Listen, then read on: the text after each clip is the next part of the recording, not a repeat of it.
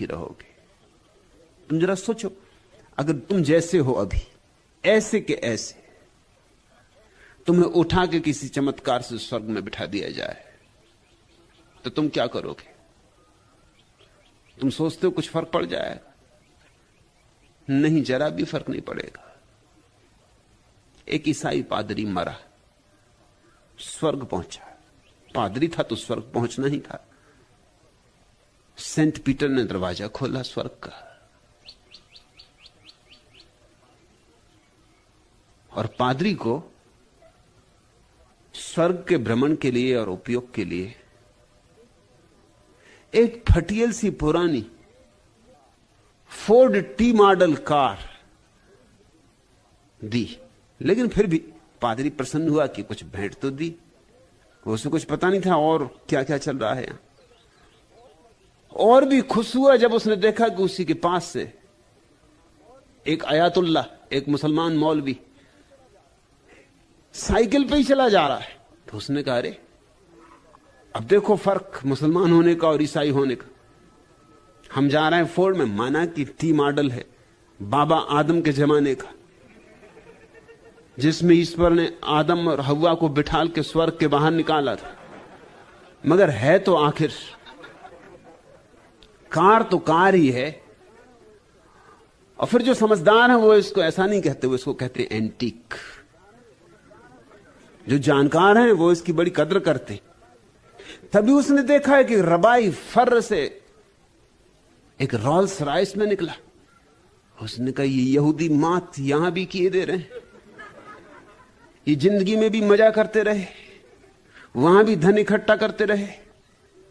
रबाई तो पूरे मजे में जीता है, शादी भी करता है, बच्चे भी होते हैं, मकान भी होता है, धन दौलत भी होती है। रबाई कोई ऐसे कोई त्यागी भोग को छोड़ छाड़ के भागा हुआ नहीं होता।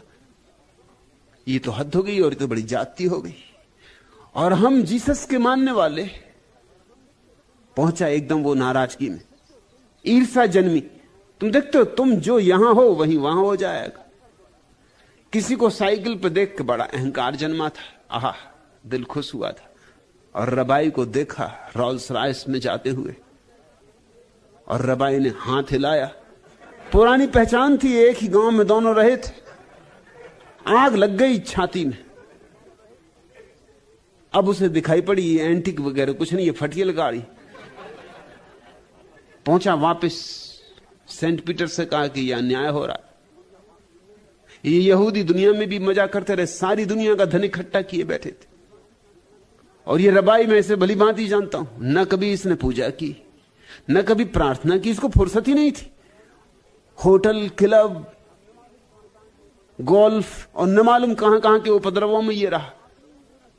इसने ऐसा कोई पाप नहीं है जो ना किया हो। ये मेरे सामने तो रहता था, इसको मैं भली भांति जानता हूं। हम पूजा कर करके मरे। और ये फोर्ड टी मॉडल, और इस लफंगे को रोल्स रॉयस। सेंट पीटर ने कहा, धीरे आहिस्ता बोलो, वो परमात्मा का निकट रिश्तेदार है। और तुम्हें याद होना चाहिए कि जीसस भी यहूदी थे, उनका भी वो निकट रिश्तेदार है। हम तो बहुत पीछे आए, बाकी दूसरे लोग तो बहुत पीछे आए। पादरी ने छाती पीट ली तो उसने कहा, यहां भी रिश्तेदारी चलती, भाई भतीजावाद नहीं। तुम अगर एकदम से ऐसे कैसे उठा के स्वर्ग भी पहुंचा दिए जाओ तो तुम यही हो, यही रहोगे। यही ईर्ष्याएं, यही वैमनस्य, यही द्वेष, यही स्पर्धाएं तुम्हें वहां भी घेर लेंगी। तुम सुख न पा सकोगे। और तुम अगर अपने अंतस्तर में विराजमान हो जाओ, ध्यानस्थ हो जाओ, तो स्वर्ग यहीं उतर आएगा। स्वर्ग कहीं और थोड़ी है, नरक कहीं और थोड़ी है। ये कोई भौगोलिक स्थितियां थोड़ी हैं। स्वर्ग और नरक तुम्हारी मनोदशाएं। स्वर्ग है स्वज्ञान और नरक है स्व अज्ञान। तू कहती मैं बहुत दुखी हूं। कमला व्यर्थ दुखी है। कीचड़ से बच गई, अब तेरा नाम कमला है, कमल बन। पति भाग गया, धन्यवाद दे, सदा सदा के लिए अनुग्रह मान। कभी मिल जाए तो चरण छूना, कहना गुरुदेव, हे सदगुरु, तुम्हारी अपरंपार कृपा, ठीक समय रहते तुम भाग गए, और जरा देर हो जाती और घोड़े पे चढ़ जाते, बैंड बाजे बच जाते, तो फिर बचना मुश्किल हो जाता। स्त्रियों का बचना तो और भी मुश्किल हो जाता है, क्योंकि पुरुषों ने उन्हें ऐसा दीन कर दिया है।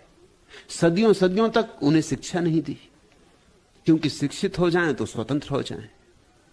सदियों सदियों तक उन्हें काम नहीं करने दिया दुनिया में, रोटी रोजी नहीं कमानी थी, क्योंकि वे रोटी रोजी कमाने लगे तो फिर पति की जो मालकियत है वो कहां टिके।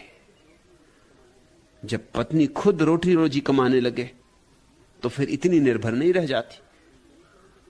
फिर वो ये नहीं कहेगी कि मैं तुम्हारे चरणों की दासी, किस लिए कहेगी। और अगर तुमसे ज्यादा कमाए तो फिर तुम्ही को लिखना पड़े तुम्हारे चरणों का दास। कोई पति पसंद नहीं करता अपने से ज्यादा पढ़ी लिखी लड़की से विवाह करना, कोई पुरुष पसंद नहीं करता, क्योंकि उसमें बड़ी हीनता मालूम होती। कोई पुरुष पसंद नहीं करता कि पत्नी उससे ज्यादा कमाए, क्योंकि तब उसके अहंकार को चोट लगती। तुम्हारा होने वाला पति भाग गया, अच्छा हुआ। सांत्वना मत खोजो, सत्य खोजो। इस अवसर का उपयोग कर लो, इस अवसर को अंतर यात्रा के लिए चुनौती बना लो। पति से तो विवाह चूक गया, क्यों ना परमात्मा से विवाह कर लें, क्यों ना अब महासगाई हो जाए। तो कमला तू कमल हो जाए। कीचड़ में कमल छिपा है, कोई सोच भी नहीं सकता कि कीचड़ में और कमल छिपा होगा। कहां कीचड़ कहां कमल, मगर कीचड़ से कमल पैदा होता है। ऐसे ही हम सबके भीतर कमल छिपे, कीचड़ भी रहे तो कीचड़ ही रह के मर जाएंगे, कमल भी हो सकते, लेकिन ये कमल चैतन्य के कमल है। ये कमल ध्यान की ही ऊर्जा से खिल सकते। ध्यान का सूरज ही निकले तुम्हारे भीतर तो। और ध्यान का अर्थ क्या है? निर्विचार, मौन, शांत, ऐसी चैतन्य की अवस्था कि जहां कोई हलचल ना हो, कोई चहल पहल ना हो, कोई तरंगे ना हो। ऐसा ही अगर कर पाओ तो महासगाई हो जाए। अब मौका ही आ गया। अब क्या छोटे मोटे किसी की दुल्हन बनना, राम की दुल्हनिया बनो। अब राम से ही हो जाए गठबंधन। सांत्वना नहीं दूंगा, सांत्वना मैं किसी को भी नहीं देता। सांत्वना जो दे वो दुश्मन है, क्योंकि वो मलहम पट्टी कर देता। मेरा भरोसा सर्जरी में, मलहम पट्टी में नहीं। इस जगत का सारा प्यार नश्वर है, दो कौड़ी का है। तुम प्यार नहीं कर पाओगे, तुम नश्वर हो तो भावों में अमरत्व कहां से लाओगे? तुम प्यार नहीं कर पाओगे। पथरीली है यह प्रेम डगर, कोमलतम जग के नारी नर। कुछ पहले ही दम तोड़ गए, कुछ बैठ गए थोड़ा चलकर। प्रीतम इस पथ में पांव न दो, चलते चलते थक जाओगे। मैं आज प्रणय पथ में आई, मन में सुख के सपने लाई। पर इसका कुछ भी ठीक नहीं, कल कौन तुम्हारे मन भाई। यह ज्ञात नहीं इस जीवन में तुम किस किस के कहलाओगे। मानव का मन ही है चंचल, अपने से भी करता है छल। दो छींटों से बुझ जाता है विक्षिप्त धधकता विरहानल। तुम भी तृणवत मन की गति के हलकोरों में बह जाओ।